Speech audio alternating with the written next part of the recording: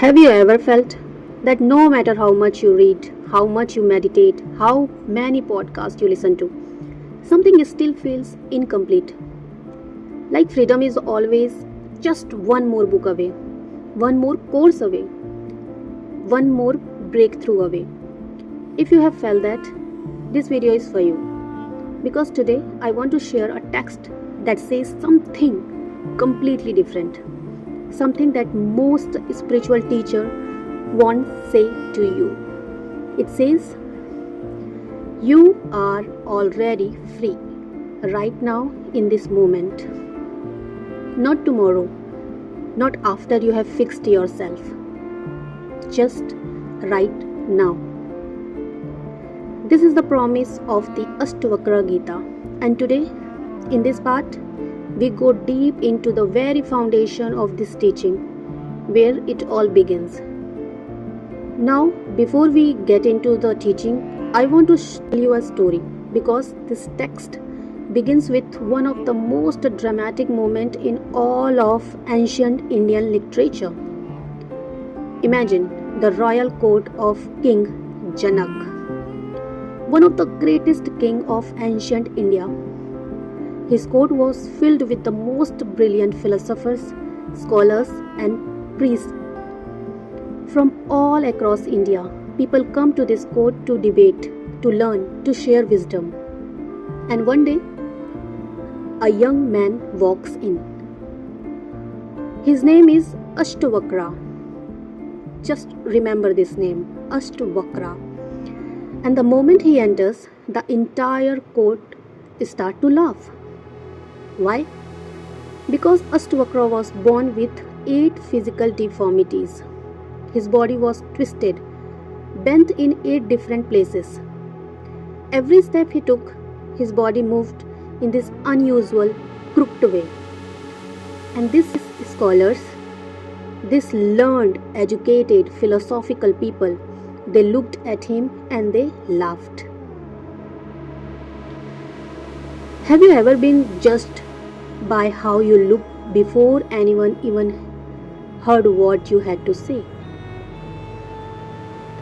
Ashtavakra stopped. He looked at the whole court, these respected scholars, this learned man, and he smiled. And then he laughed too.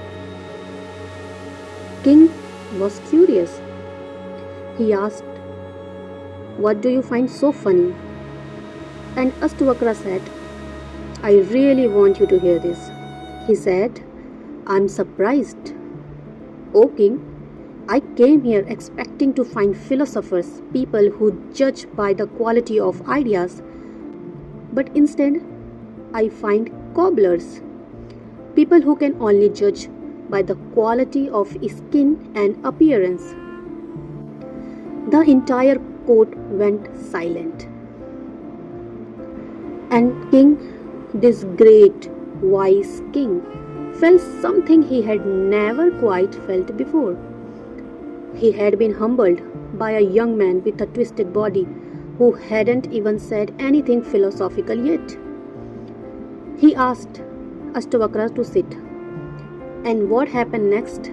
The conversation between these two people became one of the most important texts in all Indian philosophy. Think about this.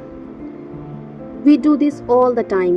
We judge the teacher by their Instagram following, their books deal, their appearance.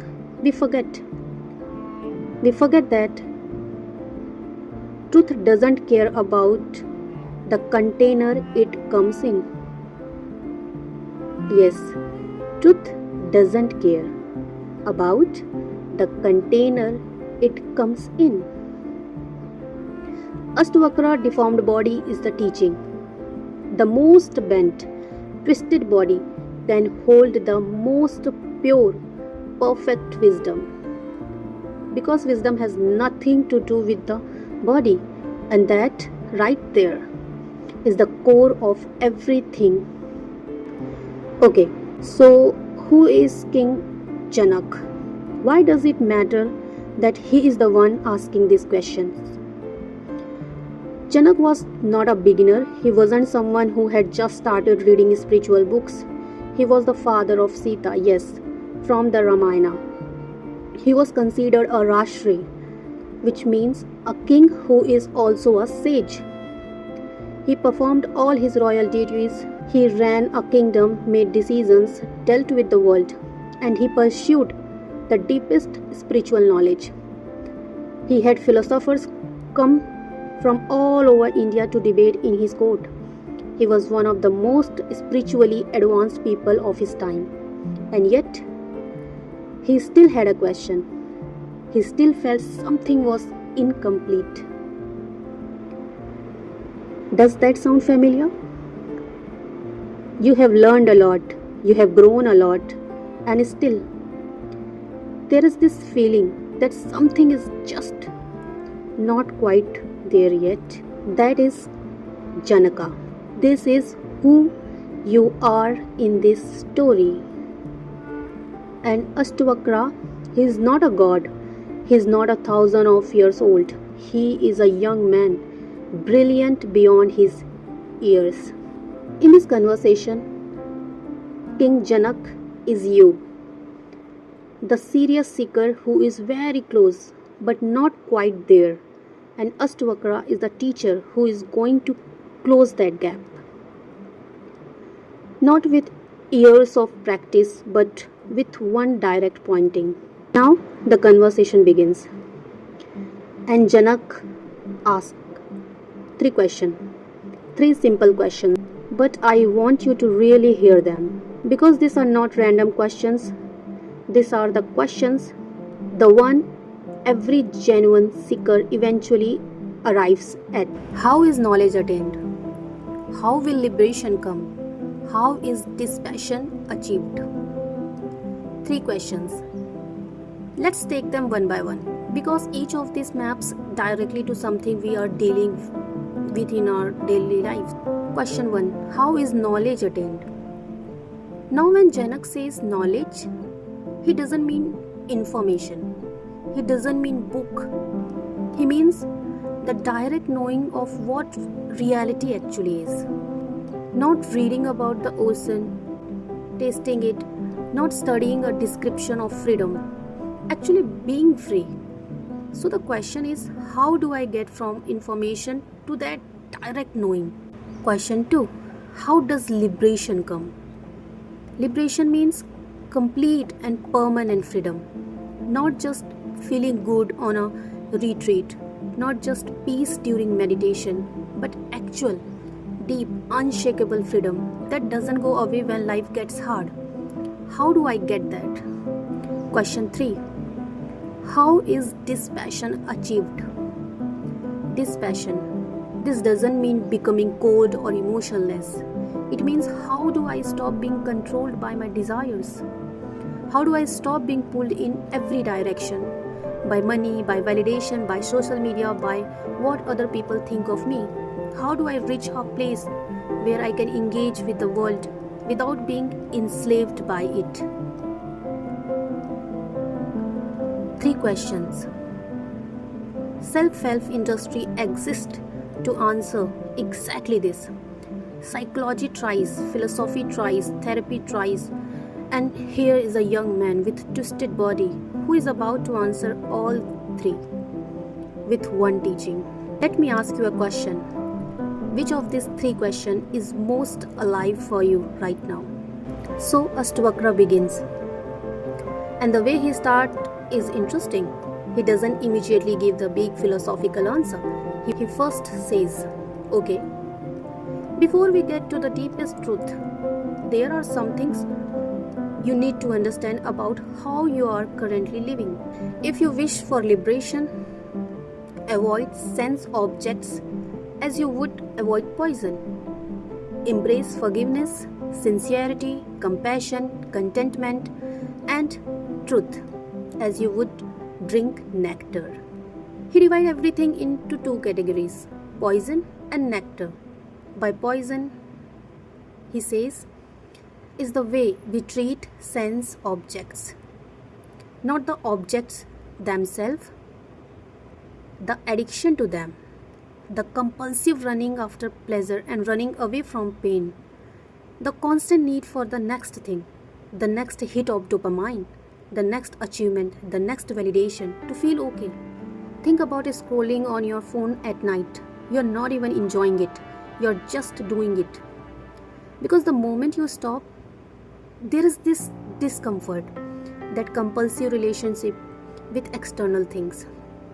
That is what Ashtavakra calls poison. And nectar. Nectar is 5 inner qualities. And notice something very important here. These are all inner qualities. You don't need anything outside yourself to practice them. The 5 qualities. First, forgiveness. By forgiveness, he means not carrying the weight of what was done to you, not because it was okay, but because you choose not to be imprisoned by it. Second, sincerity. Being the same person inside and outside. No performance, no mask. What you think, what you feel, what you say. All aligned. Third, compassion. Seeing other people suffering without judgment. Understanding that everyone is doing the best way they can with what they know. Fourth, contentment. Not I give up, but the deep, settled knowing that who you are right now is already enough. Not that you stop growing, but you stop the desperate reaching. And fifth, truth. Seeing things as they actually are, not through the filter of what you wish were true or what you fear might be true. Just reality, clearly. Now, here is what Ashtavakra is really doing in this teaching. He is shifting your attention from outside to inside. As long as your happiness depends on external things, sense objects, you're always at the mercy of those things. They can be taken away at any moment. But this 5 inner quality, nobody can take those from you. This is the preparation. This is Ashtavakra saying. Clear the ground, because the teaching that's coming next, the most important teaching, needs a mind that is at least beginning to settle. Of these 5 qualities, forgiveness, sincerity, compassion, contentment, truth, which one do you feel you need most right now? Put it in the comments. Let me break this down, because every single word matters here. Ashtavakra starts by listing the 5 elements: earth, water, fire, air, ether. Now, in ancient Indian philosophy, these 5 elements represent everything in the physical world. Your body is made of these elements. Your thoughts arise from these elements.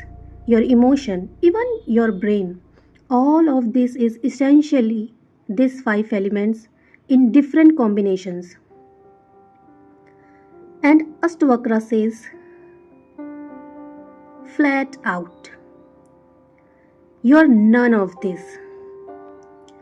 You are not your body, you are not your brain, you are not your nervous system. You are not your thoughts, you are not your emotions, you are not even the most subtle energy in your body. Then, what are you? You are the witness of all these things. The witness, the one who is aware of the body, the one who sees the thoughts, the one who notices the emotions. There is something in you that is watching all of this happening, that is present through every experience, that never comes and goes. That witnessing presence, that pure awareness, that is what you truly are. Imagine a cinema screen. Movies play on it.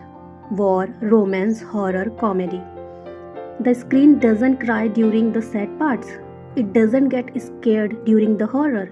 It simply allows everything to appear and disappear on its surface, totally unaffected. You, as the witness, are the screen.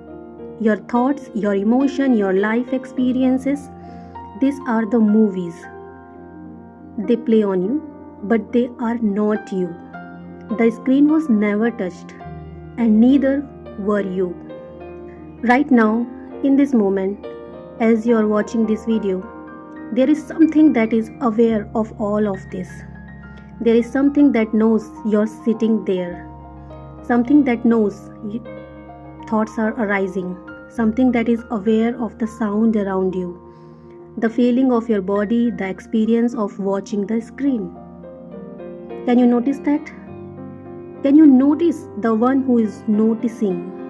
That awareness, that noticing, that is the witness Ashtavakra is pointing to. And here's what extraordinary. That witness has always been here. Every single experience you have ever had in your entire life, every moment of joy, every moment of pain, every memory, every emotion, all of it was witnessed by this same awareness. It was here when you were a child, it's here right now. It will be here right until the very end. The body changes, the mind changes, emotions come and go, but the witness, it never changes. The nature of pure consciousness.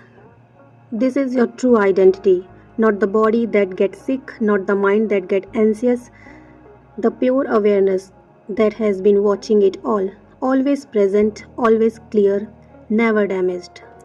Ashtavakra says, if you can set aside the identification with the body, the rest in pure consciousness, right now, at this very moment, you will be happy, peaceful, and free from bondage. Not after more practice, not when you become more spiritual, not when you have meditated for 10,000 hours, not in your next lifetime, right now. This is what makes Ashtavakra so different from almost every other spiritual teacher. Most paths says, keep going, keep practicing, keep improving, and one day liberation will come to you. It's a future promise. Ashtavakra says, the moment you truly understand that you are the witness and not the body mind, that moment is liberation. Not because you have achieved something new, because you recognized something that was always true. To understand this, imagine you're desperately searching your house for your keys. You're stressed, anxious, looking everywhere, and then you realize they were in your pocket the whole time. The moment you realize this, the search is over. Not because you went somewhere new, not because you did something extra, because you found what was already there. You were always free. You just had your attention in the wrong place. And notice the other word he uses, Sukhi Shanto, which means happy and peaceful. These are the natural result of recognizing your true nature, not something you have to manufacture, not something you have to work yourself into. When you know what you truly are, peace and happiness are simply what's there, like the sun that always shining. Once the cloud moves, it's just naturally bright. Tell me, what if liberation isn't something you need to get, but something you need to stop blocking? Does that feel different to you? So, in this first part, Ashtavakra has already given us something extraordinary. He told us, you're not the body, you're not the mind, you're not your thoughts, your emotion, your story, you're the pure witness. That awareness that has been watching all of this your entire life. He told us the witness is always free, was always free, is free right now. And he told us this recognition, this freedom is available right now, not at the end of a spiritual journey in this moment. But here's what I want you to sit with before part 2.